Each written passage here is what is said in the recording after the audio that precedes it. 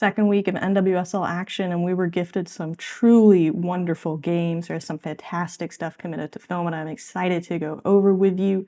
First up, I'm going to take a look at how goalkeepers across the league are getting involved in tactics. After that, I'm going to take a brief look at the U.S. Women's National Team roster that dropped yesterday. And then we're going to talk through a couple of the players that weren't on my radar. Maybe I didn't even know who they were, but now I do, and I think you should too because they are fantastic. So, welcome back to Busy Watching Women's Soccer. I'm Brady O'Toole. Let's go look at film. I want to start off by taking a look at some goalkeeping statistics because I think this week we could see some of the statistical and analytical trends on film, and that doesn't always happen, so I think it'd be kind of neat to take a look at it. What I have in this table is the teams that I feel are asking way more of their goalkeepers in terms of how much work the keepers are doing with their feet. So they're supporting build-out play. They're being used as a pass-back option for safety. They're part of the build-up plan. They are the backup plan. They are the 11th player. You get the idea. These are the goalkeepers that are doing a lot with their feet. And in terms of raw passes attempted, I think there's a bit of a drop-off between 4 and 5. So I think these are the 4 teams to watch. Now, the other thing I think is important is to give that statistic some context. So I also went out, calculated, as a percentage of the total passes that a team is completing, how many of these passes are being completed by the goalkeeper. And there's 2 teams here that I think are at real risk in that they are asking their goalkeeper to do a disproportionate amount of passing. I would like to propose we have a new analytic here because I think we saw it on film this week, and I'm going to call it XP. And it's how many pants does your coach need to get through a match? Because when 10% of your passes are being done by your keeper, there's bound to be some mistakes. So let's go look at what I'm talking about. Angel City were 5th on the list that we looked at, and Angelina Anderson had such a great game, so many fantastic saves in there. But we did have one little expected pants moment. So out here, this looks like a pretty simple, just gather the ball, get things moving again. Little accident, and there you go. It's a really good quality chance. So those are the kind of moments that I think we got a good look at this weekend.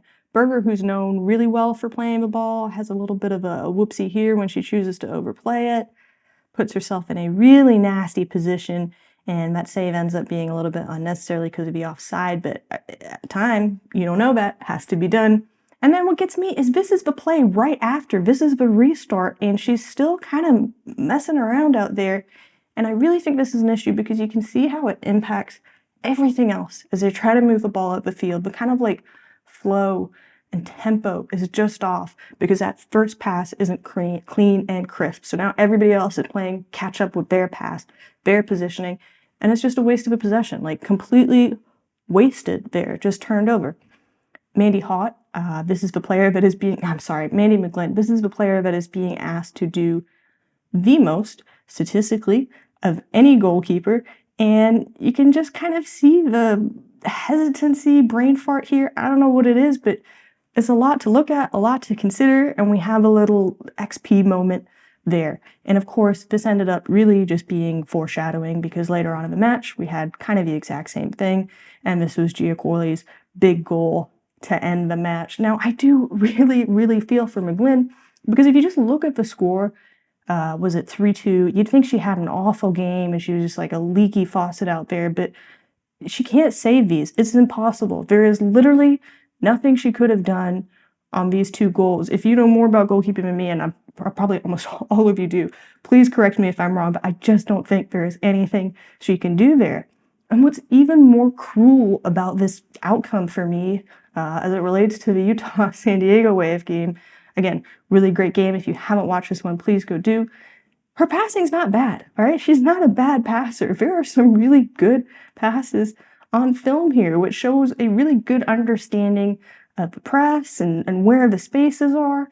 So it's just so unfortunate to me. And my thesis, right, basically is just you ask somebody to do more, you're creating more risk. That's all I think it is. So I'm going to continue looking for these XP moments. I think this is probably a trend that we'll continue to see grow as the weeks go on because this league is just too competitive for goalkeepers not to be involved. In a competitive league, I think it's pretty easy to see the value of studying film. So this is a pretty banging Claudia Zornoza free kick from last year.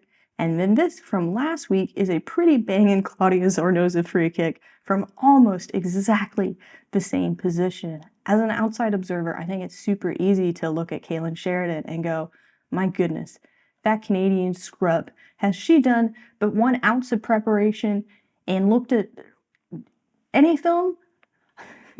But here's the thing, I actually think there's enough on film to suggest that she has really freaking studied this stuff. So what am I talking about? First off, a couple weeks ago, we were covering the She Believes Cup. We looked at the free kick goal from Japan, and one of the things we kind of did in some of the comments, a little bit in the video, how does a team determine how many folks go in the wall? Like, what is their defensive setup for a free kick defense? Usually, let's say if the ball's here, we know how many are going to be in the wall here. If the ball's here, we know how many are going to be in the wall here. There's like a chart usually most teams have. And so my guess is that if the ball is here, San Diego Wave have 4 in the wall. Now, the goalkeeper is responsible for setting up that wall, making any modifications, and I think Miss Sheridan has seen the exact clips we've seen, and so she moves McCaskill into that wall because she wants 5. She is prepared. She's done her work, her homework, and you know what? It doesn't freaking matter. It does not matter one bit. So I just thought it was fun. I think it's really interesting to see, but there's just so much going on behind the scenes. We're just like never going to know exactly what's happening, but I just get the vibe that the film had been watched. It's just a tough break. Before we look at player-specific film, I want to take a quick look at the U.S. Women's National Team roster that dropped yesterday because I think that's going to help us figure out who we want to watch going into the weekend. For goalkeepers, very much unchanged from the She Believes Cup roster. The only change is that Fallon Tullis-Joyce, instead of being a training player, is one of the named goalkeepers to the squad, so potentially we might get to see her for the first time. On defense, we see 2 changes. Jenna Niswanger is dropped, and that could be performance, it could be capacity. I'm hoping it's just capacity. Also see Giselle Thompson go, and I think that one's pretty easily explained. I think there's a ton of development for her to do, not necessarily in a bad way, but I think the opportunities she needs can be fulfilled through club play, under 23 play, so fantastic for Emma Hayes to be confident that this player is developing even when she's not working directly with her. It's a really good thing. The changes here are Alana Cook comes in and Avery Patterson comes in. Now, prime Alana Cook is some passer, and she's got some great long distribution. So for me, I think that's probably what that call-up is about. We've seen how much Hayes likes to have these great big long passes out from the back when possible. And Avery Patterson, I was kicking myself today because I'm trying to pick players that we should be focused on, and she just wasn't on my radar at all. So I went back and I had a look over some of the clips that I had already cut for the players we're going to look at in a little bit, and you know what? There's a lot of Avery Patterson in there, a lot of things starting with her, initiated by her, cleaned up by her. So I don't have footage on her, but I have a feeling we're gonna be seeing a lot on this channel soon. So more to come there. In the midfield, no changes whatsoever, which kind of seems to go with the Emma Hayes methodology of limited changes here. But what I was surprised by was Claire Hutton coming back. Not that she performed badly at all, but kind of what I said about Giselle Thompson. I think that the development opportunities will present themselves in club play. I'm really struggling today. I think the development... I think the same thing that I'm not going to repeat is true for Claire Hutton too. So that to me means there's something else at work here. If it's a need, if it's just, wow, her talent is that exceptional, she's just such a great locker room presence, I don't know what it is, but it's a great vote of confidence for Claire Hutton. And lastly, for forwards, 2 changes here. Linby Dolo drops off because of injury, and Emma Sears drops off. I think she's in the exact same camp as Giselle Thompson. The development opportunities will present themselves through normal course of business. Changes here, Ashley Hatch comes into the squad, great opportunity for her, excited to see more, and she already has that chemistry with Trinity Rodman, who is back. So exciting things to come in those April matches. I'm really excited to be there. Time for the big reveal, unless you've actually read the video description, in which case you already know. The first player I want to talk about is Reilyn Turner. She is a new player for the Thorns this season, having come over from Racing Louisville, and she really should have been on my radar because she was the 6th pick of the 2024 draft. That's not a player that you should be overlooking. She is number 66 on Portland. That's kind of a hockey number. Might need to have a little chat about that. But I love this cut to really keep control of the ball there when she makes such an explosive movement, not have that ball go miles and miles away from her. Great. And this finish here is, wow, that is really something. I'm a really big fan of first touch finishes, one-time finishes, and I'm a really big fan of outside footwork. I think it's really important to have that element of like disguise, deception, to be able to get these shots off really quick. And for me, this is just so good because if we go all the way back, she's standing in miles of space and she understands that. And look here, this body language is just chill. All right, she's just chill. She understands that she's on mark. She's probably not the target here. This is not the cleanest set piece by any means, but she just plays this well and she understands, hey, you want to maintain that element of surprise from being unmarked and that kind of like, oh crap, we forgot to cover her, then just play it. Doesn't matter if it's a little messy, a little weird, whatever. She just does such a great job to get this shot off. And I mean, how are you supposed to track that as a keeper? You're not going to expect it to come with the outside of the foot. What else does she have to her game other than some pretty cool technical ability? Well, she's fast. Takes an unfortunate little bounce there, but she's definitely able to use that speed on offense. She makes really good use of it on defense as well. I really like how she presses, and I love the body language here. I think she has a really good understanding that pressing is not always about you being the person that wins the ball back. It's about annoying the shit out of the other team and forcing errors. And I think you can see how that plays out over this sequence, forces a bad pass, allows a bit of pressure in the midfield. And then she's the one that helps run this up the pitch. It's not the best shot, but I just like seeing how everything comes together. And hey, guess what? That very first clip we looked at with Angelina Anderson, guess who's pressuring? Reilyn Turner, right? It all just comes together. I like what I saw from her overall. I think we are going to see improvements as time goes on. This is her running in here. And hey, guess what? We've got two players running for exactly the same spot. I don't really think that's her fault. This is just a chemistry thing. Portland's a young team or a really new group. So I think there's room here to see more good things happen as time goes on. The next player I was impressed by was Pietra Tordin, who actually came in to replace Reilyn Turner. So maybe I'm just really infatuated with Portland forwards right now.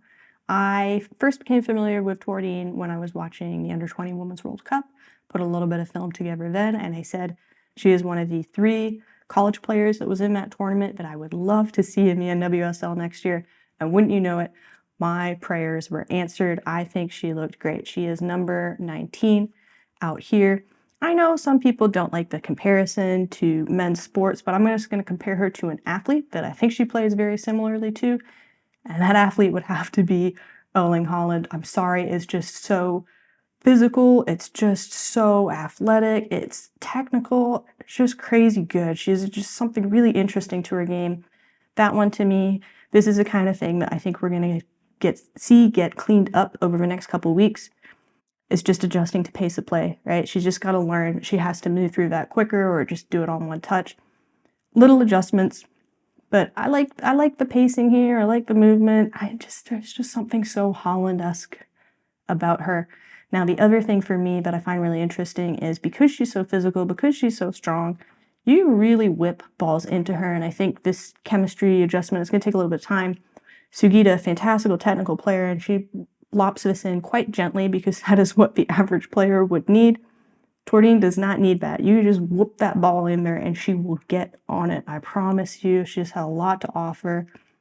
I think overall, she's just big, strong, physical. Seems like a real smart player too, but she's just super committed in all of these challenges. I think what I enjoyed most is that the film looked incredibly similar to what I saw at the Under-20 Women's World Cup, and it makes me think, 3-4 weeks here, and we're going to have a player that's probably adjusted to the pro level of play. I think we're going to get some real good footage out of her.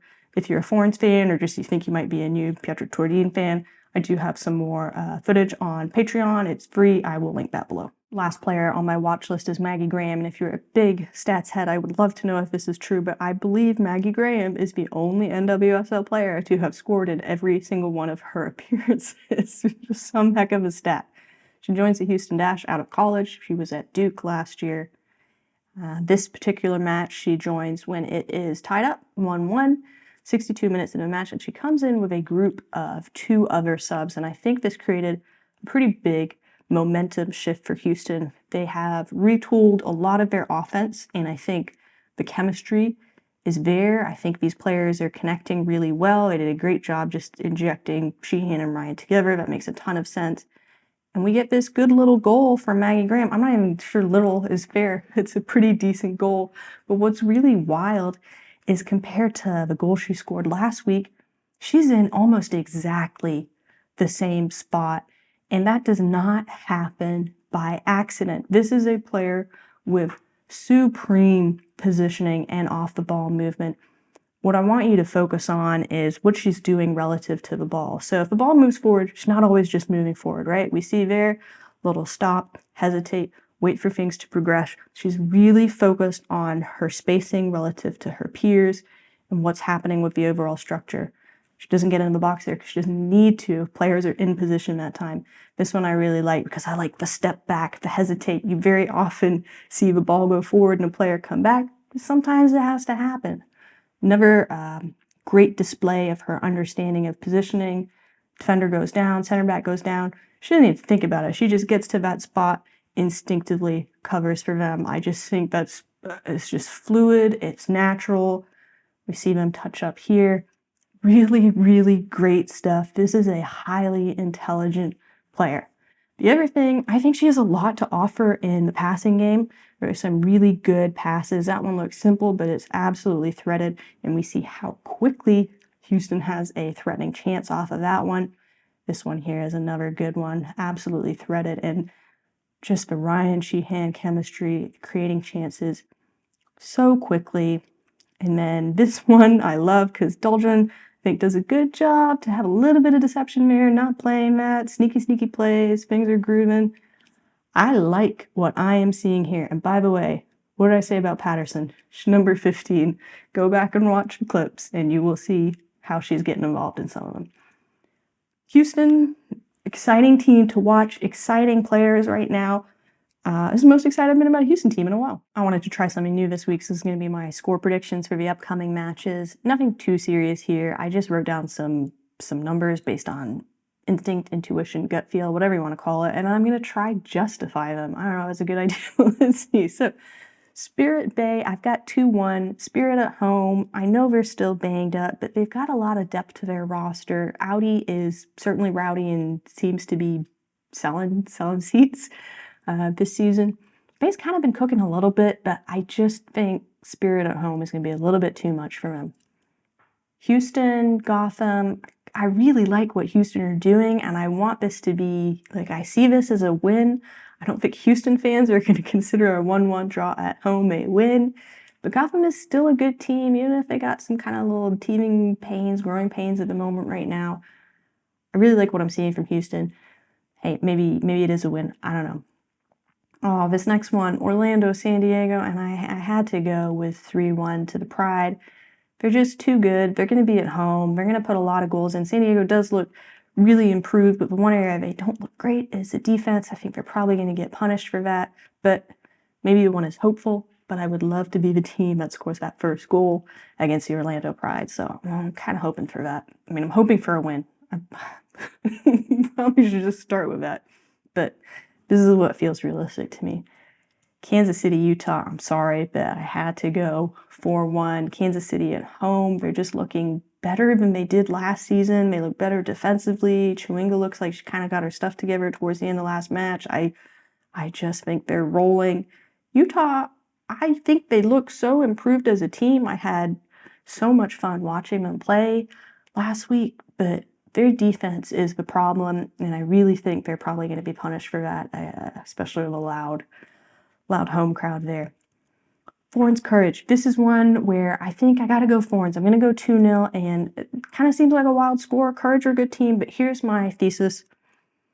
These first 3 weeks are going to be wild. They're going to be weird, and especially because we have the international break after next week of matches, there's room for craziness. I think there's room to look at everything in, 6 months' time, all the stuff that happened before the break, and go, that was weird. Stuff was weird back then, right? Like, nobody was in their routine. Nothing was set. So I don't think Courage are a bad team. I think they're struggling a little bit. I think they're going to get shit together. But I have a feeling there's room for one weird fluky score, especially because Portland are kind of looking good right now. They're jiving. They're going to be at home. I think there's something there. poor Chicago. I don't know why I felt so strongly about Racing popping in 3 goals. Maybe it was a set piece last week. I don't think it's all bad for Chicago. There's definitely some good stuff happening there. But, you know, even if things get moving next week, then you got the break and you got to deal with that. So just write this one off. Move on. No big deal. And last matchup, I'm going to go 1-1. I really like what I'm seeing from both of these teams right now. Angel City is a little bit less certain, but Reign, if I could put money on a team right now, it would be Seattle Reign, just because I think the risk to reward ratio is so good.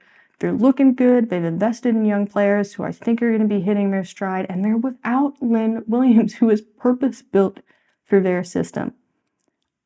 I think the only reason I don't think this is going to be a win, Angel City have just kind of been good at home, kind of like weirdly good. I don't think they're good enough for them to pull off a win, but 1-1. That's just what I'm feeling. If I'm way off base, if you think I'm missing some details, please let me know, because, you know, you're watching your team in way more detail than I am. You guys put me on of the good players. You guys put me on of the tactics and stuff all the time. So let me know what you think. I'd love to hear it. I really appreciate you watching this video. I'm looking forward to the next round of matches, and I hope you are too. I will see you soon.